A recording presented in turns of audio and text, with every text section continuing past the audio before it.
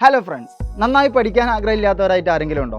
നന്നായി പഠിച്ച് നിങ്ങളുടെ ടീച്ചേഴ്സിൻ്റെ ഇടയിലൊക്കെ നല്ല കുട്ടിയായി വളരുക, അതല്ലെങ്കിൽ നിങ്ങളുടെ ഒരു പേപ്പർ, ഏതെങ്കിലും ഒരു സബ്ജക്റ്റിൻ്റെ ഒരു പേപ്പർ ടീച്ചറുടെ കയ്യിൽ പോയി ഫുൾ മാർക്ക് ഉണ്ടെന്ന് അറിഞ്ഞ് അതുമായി നിങ്ങളുടെ സുഹൃത്തുക്കളുടെ ഇടയിലൂടെ നടന്ന് നിങ്ങളുടെ സീറ്റിലേക്ക് വരുന്ന ആ ഒരു രംഗം, ഇങ്ങനെയൊക്കെ ചിന്തിക്കാത്തവരായിട്ട് ആരും ഉണ്ടാവില്ല. നല്ലോണം പഠിക്കണമെന്ന് തന്നെ ആയിരിക്കും എല്ലാവരുടെയും ചിന്ത. ചില ആളുകൾ തുറന്ന് സമ്മതിക്കില്ല എന്നുള്ളതാണ് യാഥാർത്ഥ്യം. ചില ആൾക്കാരോട് ചോദിച്ചാൽ പഠിച്ചിട്ടൊക്കെ ഇപ്പം എന്താ കാര്യം, ഓക്കെ അങ്ങനെയൊക്കെ ചോദിക്കെങ്കിലും അവൻ്റെ ഉള്ളിലുണ്ടായിരിക്കും ഒരാഗ്രഹം, നന്നായി പഠിക്കണം, എന്നെങ്കിലും ഒരിക്കൽ എനിക്കും ടോപ്പ് ആവണം എന്നുള്ളത്. അങ്ങനെയൊക്കെ നമ്മൾ ചിന്തിക്കുന്ന സമയത്ത്, നമ്മൾ ഒറ്റയ്ക്ക് ഇരിക്കുമ്പോഴൊക്കെ ആയിരിക്കും ഇങ്ങനെ ചിന്തകൾ വരിക. ആ സമയത്ത് നമ്മൾ തന്നെ തിരിച്ച് നമുക്കൊരു ഉത്തരം നൽകും. ഏതോ ഒരു ദിവസം വരും, ഒരു മാജിക്കൽ ഡേ വരും, അന്ന് ഞാൻ നന്നാവും. ആ ദിവസം വന്നു കഴിഞ്ഞാൽ പിന്നെ അങ്ങോട്ട് എന്നെ പിടിച്ചാൽ കിട്ടൂല, ഓക്കെ, എന്നെ പിന്നെ ആർക്കും തോൽപ്പിക്കാൻ പറ്റൂല. പിന്നെ അതുമായിട്ട് ബന്ധപ്പെട്ട സ്വപ്നങ്ങൾ നമ്മളിങ്ങനെ കണ്ടുകൊണ്ടിരിക്കും. എടാ, അങ്ങനെ ഒരു മാജിക്കൽ ഡേ ഉണ്ടോ? അല്ലെങ്കിൽ ഉണ്ടെങ്കിൽ അത് എന്നാ? എടാ, അങ്ങനെ ഒരു മാജിക്കൽ ഡേ ഒന്നും ഇല്ല. നിങ്ങൾ എൻ്റെ ഈ ഒരു ശബ്ദം കേൾക്കുന്ന ഈ ഒരു നിമിഷം, ഇതാണ് നിങ്ങൾക്ക് ആ മാജിക്കൽ ഡേ അല്ലെങ്കിൽ ആ ഒരു മാജിക് ടൈം എന്ന് പറയുന്നത്. ഇപ്പോൾ മുതൽ നിങ്ങൾ മാറാൻ തയ്യാറാണെങ്കിൽ ഇപ്പോൾ തുടങ്ങുക എന്നുള്ളതാണ്. അതല്ലാണ്ട് ഇപ്പോൾ എന്തായാലും ഞാനിത് കേൾക്കുമ്പോൾ രാത്രിയായി, അല്ലെങ്കിൽ ഇനിയിപ്പോൾ ഉറങ്ങാൻ സമയമായി, അങ്ങനെയൊന്നുമില്ല. നമ്മളുടെ മനസ്സ് നമുക്ക് അങ്ങനെ ഒരു മോട്ടിവേഷൻ തരുന്ന ഒരു നിമിഷം നിങ്ങൾ എന്തെങ്കിലും ഒരു കാര്യം തുടങ്ങി വെക്കുക, ഓക്കെ. തുടക്കം കിട്ടിക്കഴിഞ്ഞാൽ പിന്നെ അതിൻ്റെ കണ്ടിന്യൂവേഷൻ നമ്മളിങ്ങനെ ചെയ്തുകൊണ്ടേയിരിക്കും. അല്ലാണ്ട് നാളേക്ക് നീട്ടി വെച്ച് എത്ര നാളെയാടാ നമ്മൾ നീട്ടി വെക്കാൻ തുടങ്ങിയിട്ട്?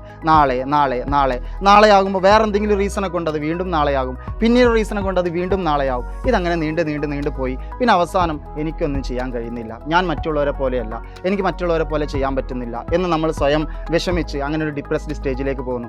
എന്തിനാണ് ഇതിൻ്റെയൊക്കെ ആവശ്യം? നമ്മൾ നന്നായിട്ട് നല്ലൊരു പ്ലാൻ ഉണ്ടെങ്കിൽ തീർച്ചയായിട്ടും നിങ്ങൾക്ക് എല്ലാവരെയും പോലെ നന്നായിട്ട് പഠിക്കാനായിട്ട് സാധിക്കും. നമ്മളൊക്കെ ഇത് ഞാൻ ഇത്രയും കോൺഫിഡൻ്റ് ആയിട്ട് പറയാനുള്ള റീസൺ എന്താ അറിയാം മക്കളെ?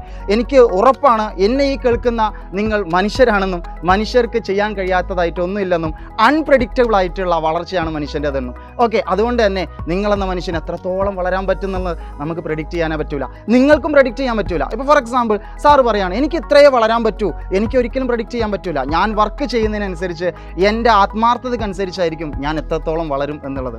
പല ആൾക്കാരും പറയാറുണ്ട് ഹാർഡ് വർക്ക് ചെയ്യണം എന്നുള്ളത്. എടാ, ആ വേർഡ് തന്നെ നിങ്ങൾക്കുള്ള മോട്ടിവേഷൻ ഒഴിവാക്കുന്നുണ്ട്. ഹാർഡ് എന്നുള്ള വേർഡ് കേൾക്കുമ്പോൾ തന്നെ നമുക്ക് വർക്ക് ചെയ്യാൻ വലിയ മൂടൊന്നും ഉണ്ടാവില്ല. അപ്പോൾ ആ വേർഡ് മാറ്റിയിട്ട് നമ്മൾ എന്താക്കണം? സ്മാർട്ട് വർക്ക് എന്നാക്കി മാറ്റണം. അതായത് സ്മാർട്ട് വർക്കും ഹാർഡ് വർക്കും തമ്മിലുള്ള വ്യത്യാസം എന്താ? നിങ്ങളുടെ ഒരു സുഹൃത്തുണ്ട്, അവൻ 10 മണിക്കൂർ പഠിച്ച ഒരു പാഠം, ഓക്കെ, നിങ്ങളത് 5 മണിക്കൂർ കൊണ്ട് അത് നിങ്ങൾ ക്ലിയർ ചെയ്തെടുത്തു. അപ്പോൾ നിങ്ങൾ വിചാരിക്കാൻ അവൻ 10 മണിക്കൂർ കൊണ്ട് ആ പാഠം പഠിച്ചു, ഞാൻ 5 മണിക്കൂറേ പഠിച്ചിട്ടുള്ളൂ, അതുകൊണ്ട് അവൻ്റെ അത്ര എത്തിയില്ല. അങ്ങനെയുണ്ടോ? സമയത്തിലല്ല കാര്യം. നിങ്ങൾ പഠിക്കുന്ന സമയം എത്രത്തോളം സ്മാർട്ടായി വർക്ക് ചെയ്ത്, എത്രത്തോളം ക്വിക്ക് നോട്ട്സ് ഒക്കെ ഉണ്ടാക്കി, എത്രത്തോളം അതിന് വേണ്ടിയിട്ടുള്ള മെറ്റീരിയൽസ് ഒക്കെ യൂസ് ചെയ്ത് പഠിച്ചു എന്നുള്ളതിനാണ് പ്രാധാന്യം. എത്രത്തോളം പഠിച്ചു എന്നുള്ളതാണ്, എത്ര സമയം പഠിച്ചു എന്നുള്ളതിലല്ല കാര്യം, ഓക്കെ. അപ്പോൾ നിങ്ങളുടെ സ്മാർട്ട് വർക്കിന് ഉപകരിക്കുന്ന കാര്യങ്ങൾ എന്താണ്, പഠിക്കേണ്ട കാര്യങ്ങൾ എന്താണെന്നൊക്കെ ചാർട്ട് ചെയ്ത് വെക്കുക. പഠിക്കുന്നൊക്കെ സമയത്ത് തന്നെ അതിനൊരു ചെറിയ ലെക്ചർ നോട്ട് പോലെ നിങ്ങളിങ്ങനെ സൈഡിൽ കീപ്പ് ചെയ്യുക. ഒപ്പം നിങ്ങളെ ഗൈഡ് ചെയ്യുന്ന ആളുകൾ, നിങ്ങളുടെ ടീച്ചേഴ്സിനോട് നിങ്ങൾ നിരന്തരം സംശയങ്ങളും കാര്യങ്ങളൊക്കെ ചോദിച്ചുകൊണ്ടേയിരിക്കുക. ഫോർ എക്സാമ്പിൾ നിങ്ങൾ സ്കൂളിൽ പോകുന്ന സമയത്ത് ഒരു ക്ലാസ് കേൾക്കുമ്പോൾ, അല്ലെങ്കിൽ നാളെ നിങ്ങൾക്ക് ഇന്ന സബ്ജക്റ്റ് ഉണ്ട് നിങ്ങൾക്കറിയാം, ഓക്കെ, നിങ്ങൾ മനസ്സിൽ പ്ലാൻ ചെയ്യണം. നാളെ ആ ടീച്ചറോട് ഞാനൊരു സംശയമെങ്കിലും മിനിമം ചോദിച്ചിരിക്കും എന്നുള്ളത് നിങ്ങൾ ഉറപ്പിച്ചിട്ട് വേണം നിങ്ങൾ ക്ലാസ്സിലേക്ക് പോകാൻ. അപ്പോൾ നിർബന്ധമായിട്ട് നിങ്ങൾ ആ ക്ലാസ് കേൾക്കുമ്പോൾ നിങ്ങളെ മനസ്സിൽ വേണ്ടത് ഇതൊക്കെ കേട്ട് കഴിഞ്ഞിട്ട് എനിക്കൊരു സംശയം ഇന്ന് ഉണ്ടാക്കണം, അത് ടീച്ചറോട് പോയി ചോദിക്കണം എന്നുള്ള ഒരു പ്ലാൻ വെച്ച് നിങ്ങൾ പോവുക. അപ്പം നമ്മുടെ അസ്ത്ര ബാച്ച് പോലെയുള്ള വളരെ സ്റ്റാൻഡേർഡ് ആയിട്ടുള്ള ഹൈ പ്രൊഫഷണൽ ക്ലാസ്സുകൾ നിങ്ങൾക്ക് അവൈലബിൾ ആകുമ്പോൾ അത് നിങ്ങളെ സ്മാർട്ട് വർക്കിന് വല്ലാണ്ട് ഉപകരിക്കും. ഇടയിലൊരു കാര്യം നിങ്ങളോട് പറയാണ്, അസ്ത്ര ബാച്ചിൽ ഇല്ലാത്ത കുട്ടികളാണിത് കേൾക്കുന്നതെങ്കിൽ നിങ്ങൾ അവസരം നഷ്ടപ്പെട്ടില്ല. അസ്ത്ര 2.0 ഇപ്പോഴും ബാച്ചിൽ അഡ്മിഷൻ നടക്കുന്നുണ്ട്. ആഗ്രഹമുള്ളവർ എത്രയും പെട്ടെന്ന് തന്നെ അഡ്മിഷൻ എടുക്കുക. അപ്പോൾ സാറ് പറഞ്ഞു വരുന്നത് ഇത്ര ഉള്ളതാണ് മക്കളെ, നമുക്ക് എല്ലാവർക്കും സാധിക്കും. നിങ്ങളുടെ വർക്കിൽ കോൺസെൻട്രേറ്റ് ചെയ്യുക. അതല്ലാണ്ട് ചിന്തിക്കുന്നത് ഒരുപാട് ചിന്തിച്ച് നടക്കാതെ ചിന്തിക്കുന്ന കാര്യം പെട്ടെന്ന് തന്നെ പ്രവൃത്തിയിലേക്ക് മാറ്റുക. ആ പ്രവൃത്തി പതുക്കെ ശീലിക്കുക.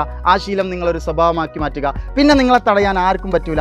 അപ്പോൾ നമുക്ക് സ്മാർട്ടായി വളരാം, സ്മാർട്ട് വർക്ക് ചെയ്ത് വളരാം. നിങ്ങളെ ഞാൻ അടുത്ത വർഷം നിങ്ങൾ എയിം ചെയ്ത ഏത് SSLC ആണോ, അതല്ലെങ്കിൽ ഏത് ക്ലാസ് ആയാലും നിങ്ങൾക്ക് അതിലേക്ക് എത്താൻ സാധിക്കട്ടെ എന്ന് ആശംസിക്കുകയാണ്. അപ്പോൾ നമുക്ക് സ്മാർട്ടായിട്ട് മുന്നോട്ട് പോകാം.